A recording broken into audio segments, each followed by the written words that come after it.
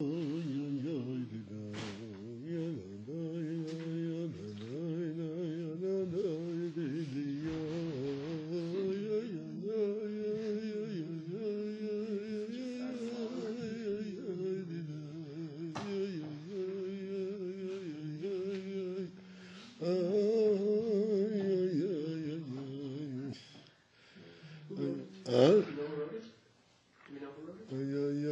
mean the tune?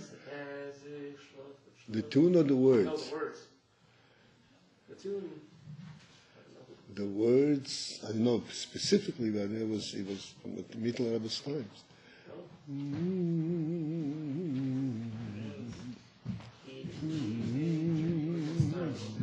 Oh, that's it? All right.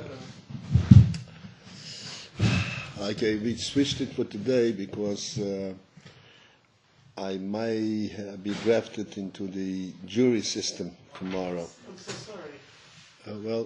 Maybe they'll dismiss me. They won't find me fit. An educated rabbi cannot judge this case.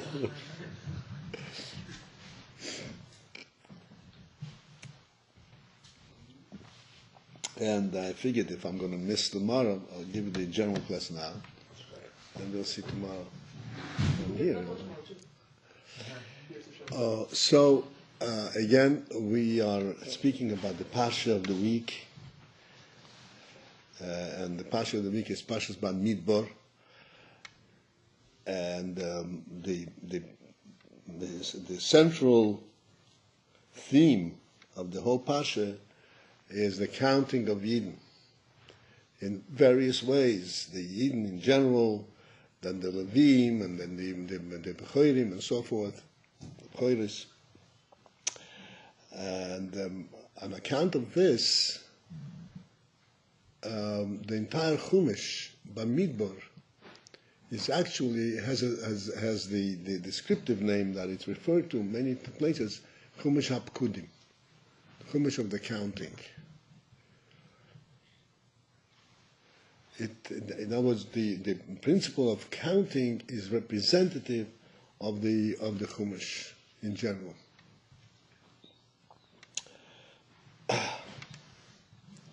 Counting, in fact, is a very on the surface, it does not really make much sense.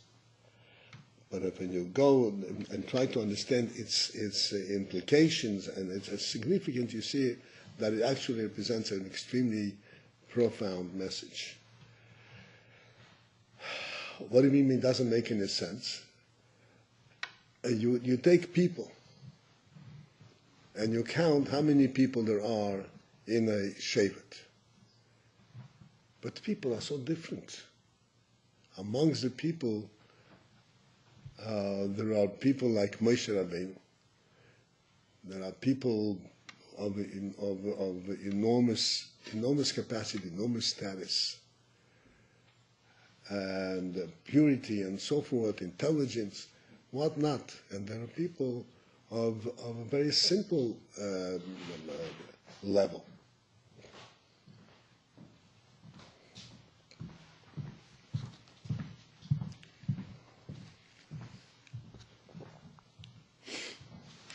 And we count all of them, each one of these, we count them as one. And there are many interesting halachas associated in this vein. First of all, to have a minyan, you have to have 10 people. If you have 9 Moshe Rabbeinus get together, and they want to make a minyan. 9 Moshe Rabbeinus. What? Moshe is different. Excuse me? Moshe is different. No way. 9 Moshe Rabbeinus will not make a minyan. And 10 Shmuels make a minyan. I know you're great, but you're not. You know that you're not Moshe Rabbeinu. I'm not going to. That's not going to be insulting if I said you're not Moshe Rabbeinu. Right? It's an amazing thing. And you know what a minyan is? A minyan is to be able to say Kedusha, Dovishi B'Kedusha, it's called. Dovishi B'Kedusha. Anything that mentions the Kedusha of Hashem has to be said in a group of 10, in a gathering of 10. Like the Nagdisha, Kodesh, Kodesh, Kodesh, and Moedim and Zgadav, Yizkadav, Shmei Rabba, Dovishi B'Kedusha. Yehei Shmei Rabba M'vorach L'Olam, it has to be said in 10 people. And the 10 people makes no difference as long as they're kosher Yidden, no matter what their madrega is.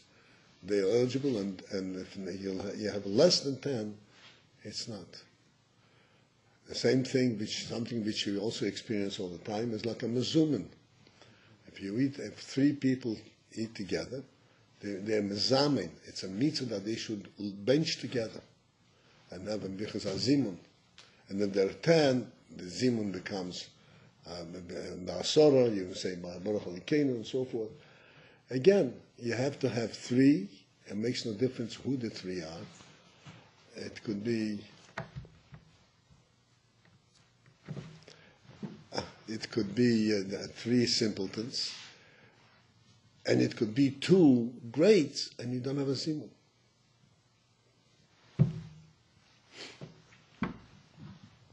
Furthermore, just to get the heavy implication of this, by Matan Torah, there were 600,000 Yidden, they were counting 600,000, 3,000 or so forth, 600,000 and change, so to speak. And it's brought down that this 600,000 was a prerequisite. Prerequisite, everybody knows what that means? It was a necessity, it was required, prerequisite, and something required before, in order for Hashem to give the Torah. And if there were one missing, Hashem would not have given us a Torah. Let's kind of project what that means. The Torah, this is the reason that Hashem created the world. When the Torah was given, the whole world came to its completion, has reached its epitome, has reached its climax, has reached its real position. And there was 600,000 Jews, and there was one missing, and the one that was missing was the simplest of all. And there's no Torah. And even if the other 500,000, 99,000 and 9,900 were Moshe Rabbeinu's, there would be no Torah.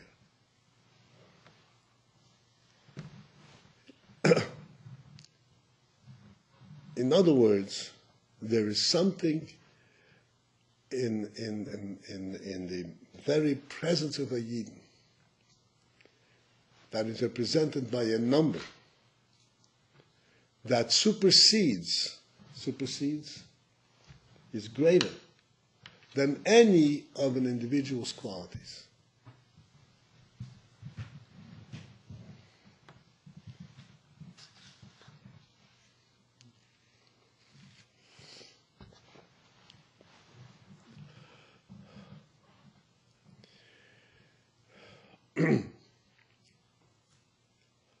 So, there are many sikhs of the Rebbe discussing this in various ways, pointing out just by virtue of understanding, of seeing the ramifications, seeing the halachas associated, clearly it tells us there is something hidden, something very special in these numbers.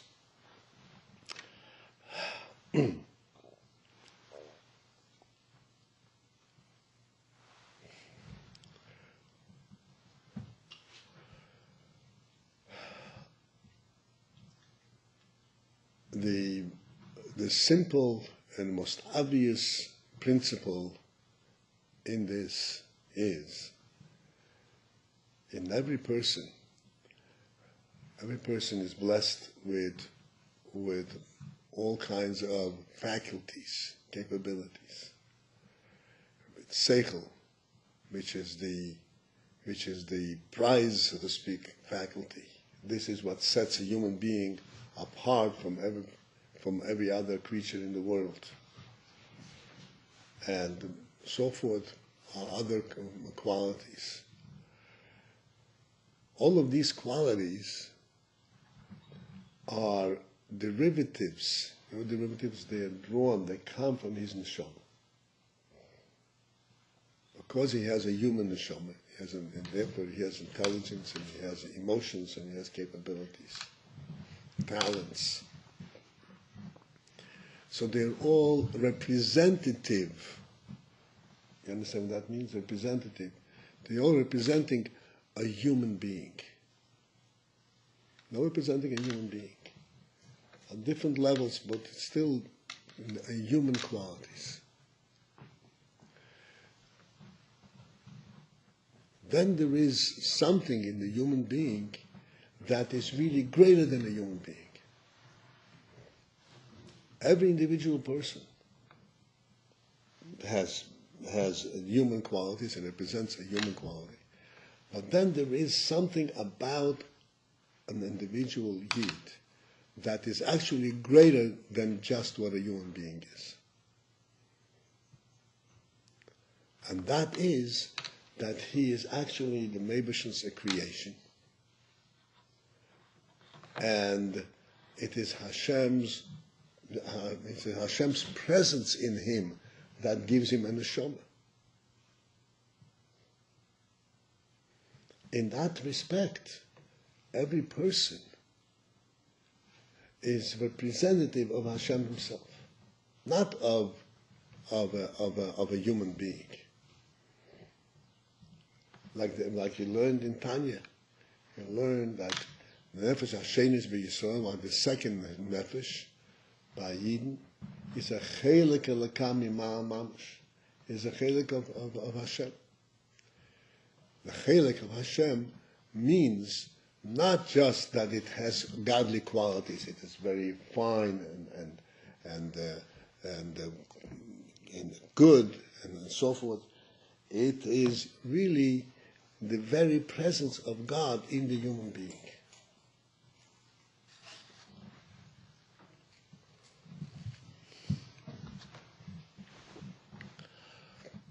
And I want to give you a little bit of an understanding of this. In class, I think, at one time or another, I used this demonstration.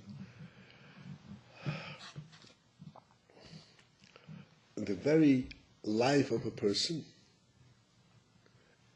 is really greater than the individual person. And thereby he represents, I said, the entire existence. And I want to explain to you, please pay attention, I want to give you, this is an important thing to understand. The Alter Rebbe says that Nefesh Hashenis is chelik elokam mima'al, it's a chelik of Hashem. Now, there are two ways to have a chelik. You have a piece of the pie, as they say, right? You have a piece of challah. So you break off the piece of challah. So this challah came from that challah. But now it is a separate challah. Yeah, it's as tasty as that challah. But it's a separate piece. This challah now exists on its own. Doesn't exist because the bigger challah exists. If you take a piece of challah out of big challah may be eaten, lost, or whatever, this piece of challah can be preserved. It's independent. But chelik elokam mima'al means something different. Chelik elokam mima'al means that it is a chelik, a part of Hashem, and it continues to be united one with Hashem. It's a part of Hashem, and it remains always united as a part of Hashem. And I want to give you a very simple, worldly, physical illustration of the concept. Sorry to disturb you. I really would like you to understand this. Relaxing. Huh? Relaxing.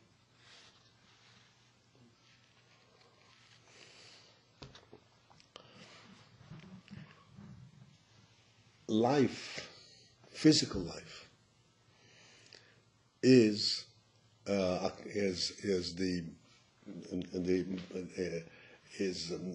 experienced by breathing.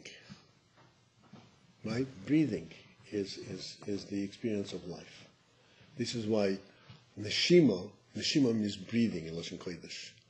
It's the same word, same letters as neshama, because it is representative of life.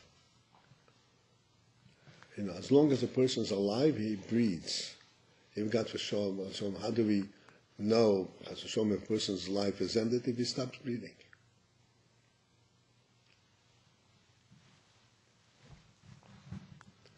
Now, breathing, although there is so to speak, a technical element in breathing, and that is that by breathing you take in air, and the air has oxygen, and the oxygen goes into your bloodstream, and it gives warmth to the blood and so forth, and that's how a person lives. So this is the technical element of breathing. And in fact, that type of breathing, taking in oxygen, is possible for a person to take in oxygen, like we have sometimes when there is contaminated air. So they have masks and they have oxygen tanks. You know about that, oxygen tanks.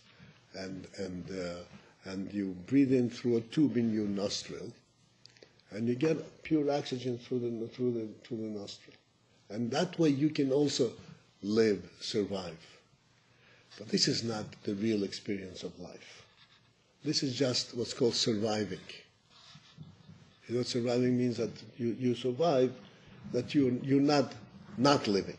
But the real life means that you're living in the entire atmosphere of air.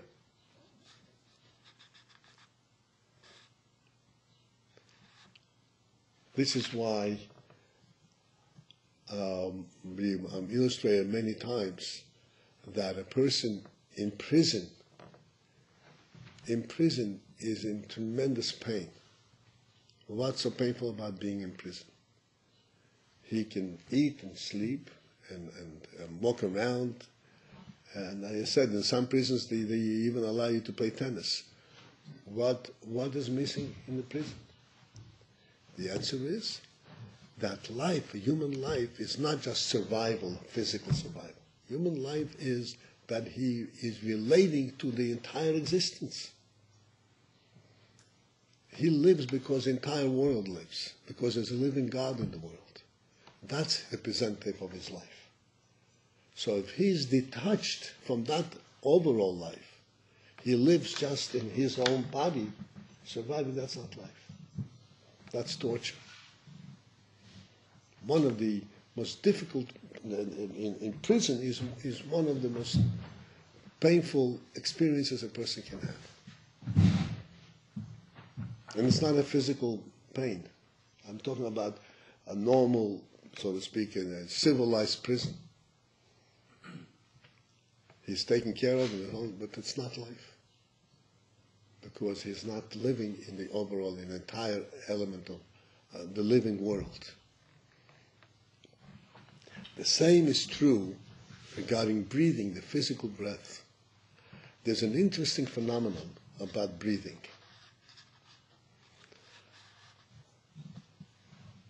To us it appears that we are breathing in, we are taking air in.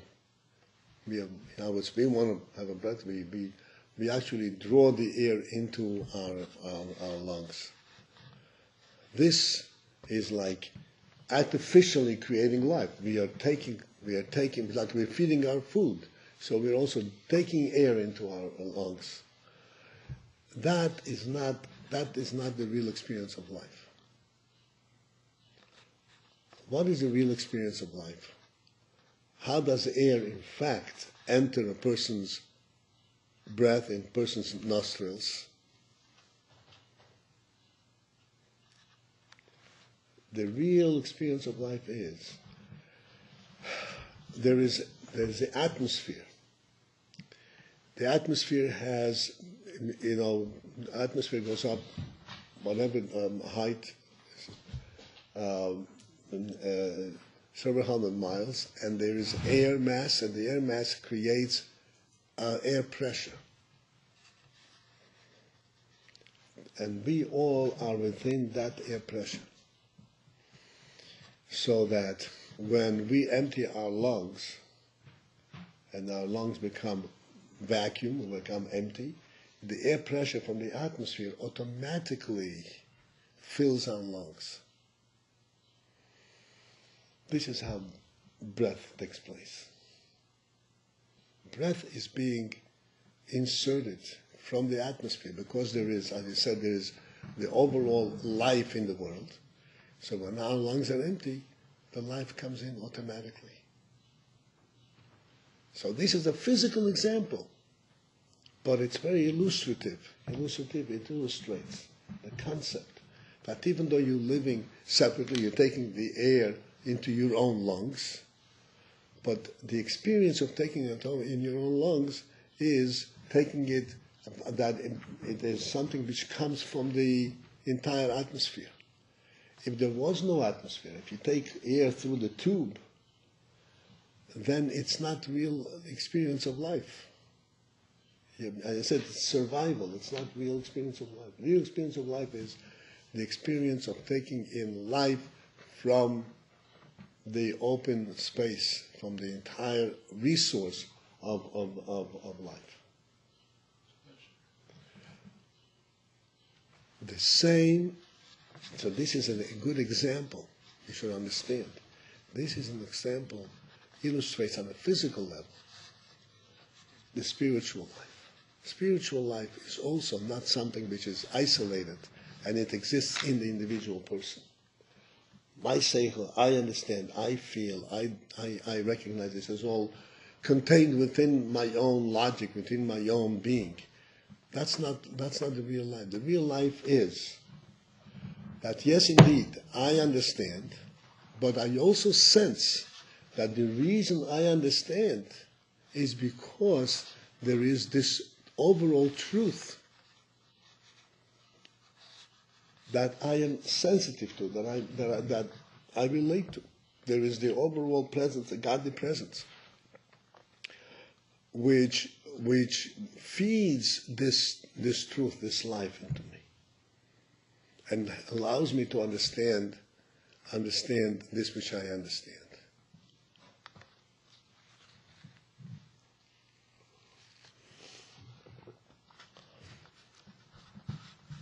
I don't know to what extent, this is something which clearly is very profound and needs a lot of elaboration, but for the purposes of this discussion, just to make the point as clear as possible in this context, in this short moment, in this focused moment. Every person, every yid, even though he is an individual neshama, is actually connected and is representative, and neshama functions and breathes because of his connection to Hashem, not as a separate entity. It is due to his connection to Hashem, his recognition of Hashem's presence at all times. This is what makes it possible for him to breathe, physically and spiritually. This is why it makes him fun to say, this makes sense, this I believe, this I cannot trust. Sorry me? Even people who aren't religious so much, they'll have more trouble breathing, or they just have to connect in computer. You know what I connect? Well, people who would take their beliefs to an extreme and say, I don't believe in God, and therefore I believe that I live by my own force, eventually they would lose capability of breathing. But people don't do that. They don't question their ability to breathe. You know what I'm saying? Yeah. They don't correlate the two. There was the story of the the Rebbe, many years ago, wrote a letter, and the Rebbe mentioned in that letter the story of a professor. I think I mentioned here also a professor of anatomy. Did I ever tell you the story? You know what anatomy is? Anatomy is studying the workings of the human body. This professor studied the human body very thoroughly. And he sat down at one moment and he contemplated, he was misboining. He contemplated the entire process of what happens from the moment of inception until the person takes one step. In order for a person to take a step, and the step comes from his brain. So what happens? What is the process where this will, this intent to take a step, trickles down through all the various conduits, all the various nerves and all the various muscles until he takes a step, a single step. To us it seems very simple, but really from an anatomy perspective, it is a very complex and very big process, even though it happens in a split second. So he, as a professor, was able to recreate in his mind this entire process. It took him quite some time, and when he finished, he was not able to make a step. He couldn't take a step. And he had to start learning how to walk just like a child learns how to walk. He had to practice walking.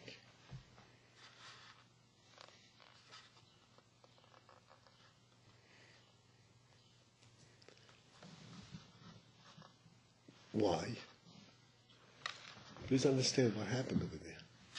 It is true that there's an anatomical process. All of these things have to happen. But that is not what makes him able to take a step. What makes him able to take a step is that he has a neshama, and the neshama recognizes an overall concept of taking a step.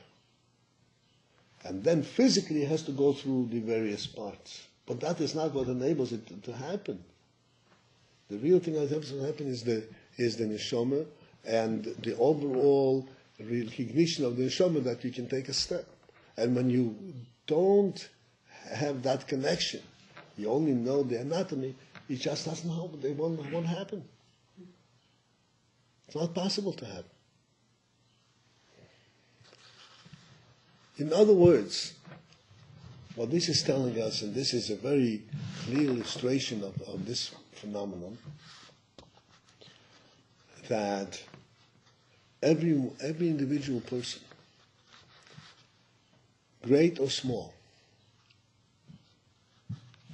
if he is extremely great, but he is separated from the overall truth, from Hashem, he is nothing. He can't take a step.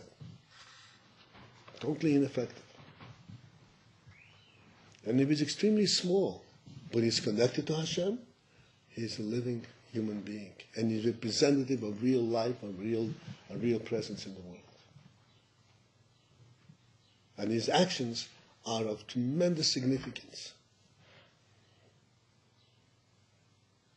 And if a person would contemplate that his own smarts and his own capabilities is what he's relating to, and not his connection to Hashem in the general sense, then he loses everything.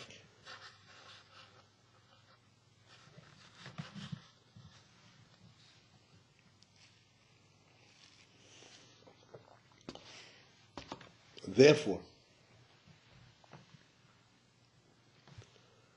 coming back to ourselves, as we always say, what does this tell us?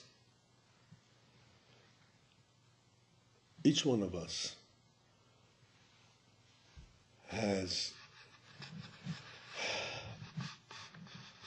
kind of a perception, a kind of a view, an idea, and a certain view of what do I stand for, what are my capabilities. And when it comes to doing something of significance, the Yetzer Hara immediately comes and says, hey, this is not for you. You're not up to that level. You're not capable of doing that. It's not because it takes a lot of time, or because you have no shaykhs to that. This is too holy. This is too good. You're not that caliber of a person. This is just one simple, example of things that go through a person's mind on a daily basis, on an hourly basis. I'm going to sit down and learn what's called Behasmoda. Who are you to learn Behasmoda? Just, do your best. Everything. And if I did learn Behasmoda, so what? Big deal. Huh? Behasmoda means diligently. Diligently. If I did try to learn thoroughly and understand this, so what did I understand? There are people who understand infinitely more than I do. So what did I accomplish?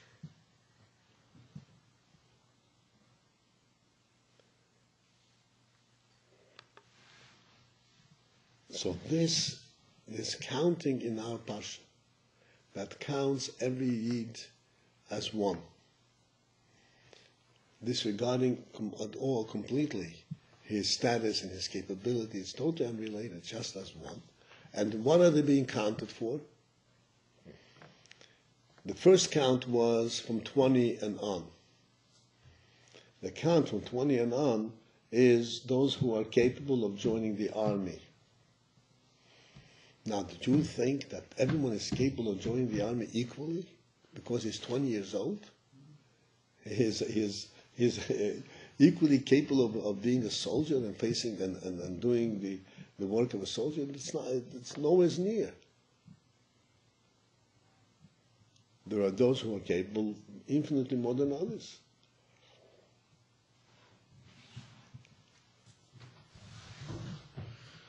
And yet, the Torah counts every individual as one. Why? Because every individual is truly not representative of himself. He is in fact representative of the Eibushin who made him. And the effect and the value of his actions are much more significant, much more profound than what meets the eye and what a human being can possibly surmise. This is reflective, and we should reflect on it,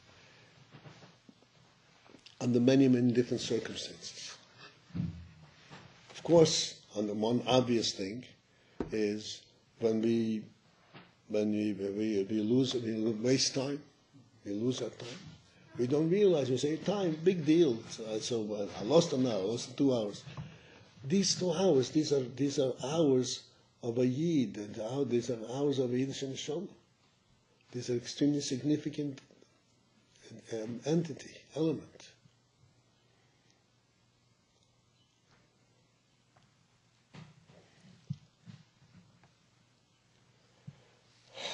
The same is true regarding behavior.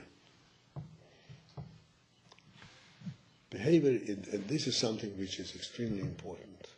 We spoke the other day about dealing with acting in self-respect manner, in common sense manner, with self-respect, keeping your things in order, keeping you, like I spoke about, that the bed should be made and things should be in order. This is very important because you think you are just an individual, big deal. You are the Meibushin's of creation. And you're reflective of your Creator. So if your things are in disarray, are not in respectable manner, that's a reflection of the Creator. And if they are in order, that's a reflection of the Creator. You know, the Gemara says that Talmid Chacham, who has a spot on his garment, is chayav misa. What is Misa? Death. He does not put to death. Don't worry. That's not the point. The point is he creates a Yechil Hashem. Because and this is true. That Talmid Chacham is true about Ayid Michlal. Ayid is wherever he goes, whatever he does, it's not just representing himself. He is actually a representative of an Ayidish Neshama. He's a representative of God's presence in the world. Because in fact, that's what he lives with. This is what his intelligence comes from, and this is what his faith and beliefs come from. This is what he lives for. So in fact, he is representative of that. The Alter Rebbe says in Tanya, you learn Tanya. I don't know if you learned it all the time, but most of you probably learn all the Tanya. The Alter Rebbe says that when a Yid, Chas v'Sholem, does something wrong, so he thinks it's just his own thing. But if you reflect on it, he says, in truth, in actual truth, this is like taking the head of the king, and sticking it into the toilet. That's what the Alter Rebbe says. Because every Yid is really living with the spirit that comes from the king directly. Not separate, not by his own. Just like breathing. That's why I give you this example of breathing. You should always be able to correlate. Breathing is not just the air that you took in your lungs. You're breathing and you're taking it from the general atmosphere. That's how you take in air.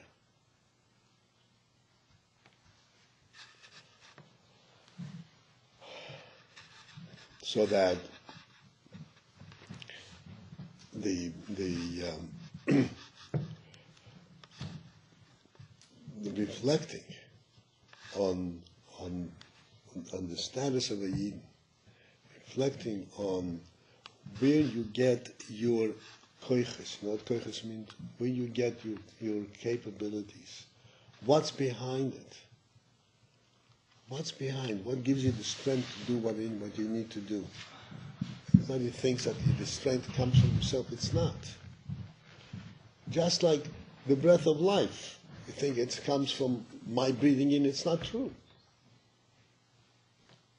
The breath of life comes from the atmospheric pressure, from the truth that the Rebbe created our life force.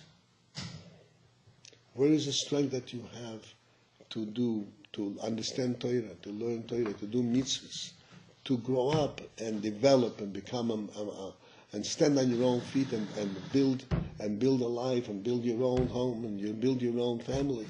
Where does that come from? It doesn't come from yourself. It comes from your being connected and representative of the overall life in the world.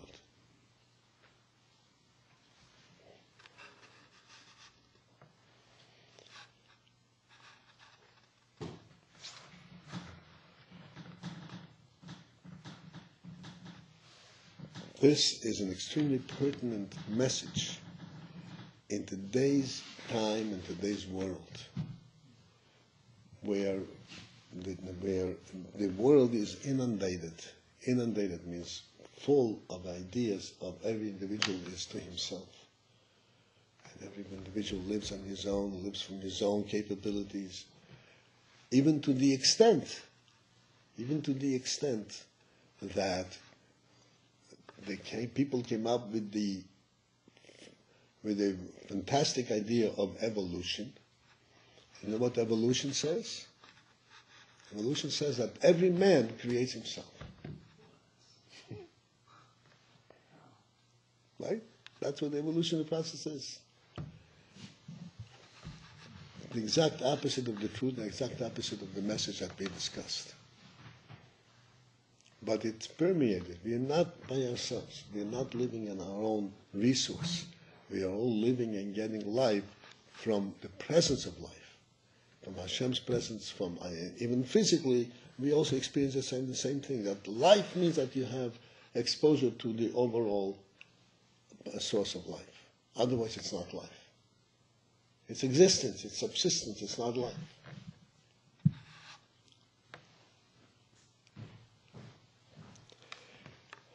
So, as always, we want to, I want to wish every one of us that we should recognize the resource, the real resource that was given to us, and recognize that this resource is really limitless. Whatever, how much ever we want to take from it, that's how much ever we'll get. And with this resource, there are no obstacles. There is nothing that we cannot overcome. There is nothing that we cannot overcome. Whether it's a personal hang-up, a personal weakness, or obstacles from outside, literally there's nothing that we cannot overcome. Everything has to be dealt with in the proper way, but there's nothing that cannot be overcome, because this is an infinite resource. It's a resource directly from the May Hashem himself. You know that in Sfira time,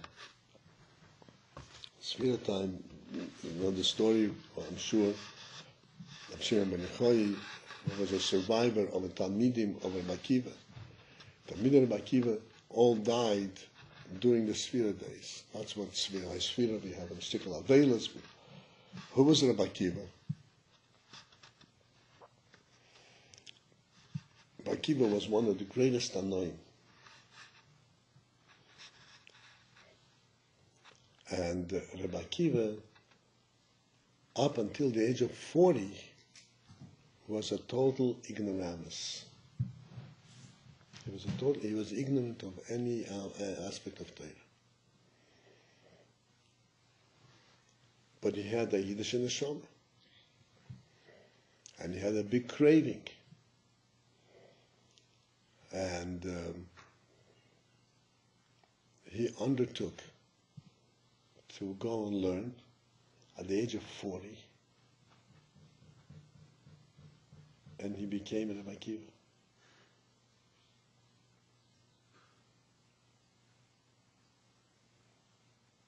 I don't know how many Rabbi Akivas we have here. Who knows? We're not 40. What? We're not 40. So you want to wait till you're 40? You don't have to. Okay, good. We're all Rabbi Akivas. Huh? We're all Rabbi Akivas. We're all Rabbi Akivas. They're an infinite resource. Huh? Infinite That's resource. right. This is the important thing. The resource is there, and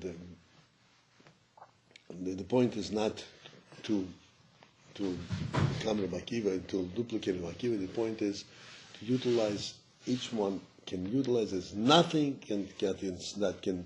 that one cannot overcome, because we have this infinite resource. We can outgrow all our weaknesses and bring real health, physical and spiritual health, by connecting to this resource. The Rebbe should help that we should all recognize this and resolve to do that, and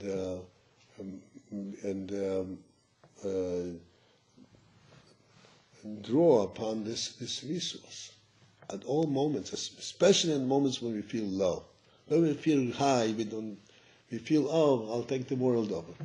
It is when we feel low that we need to remember, wait a second.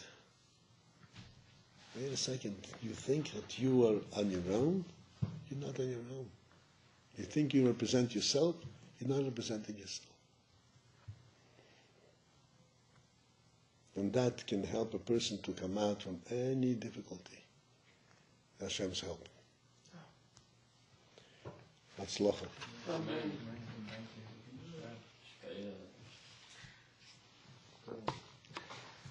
What? First, we're not old enough. What? Name off recorded.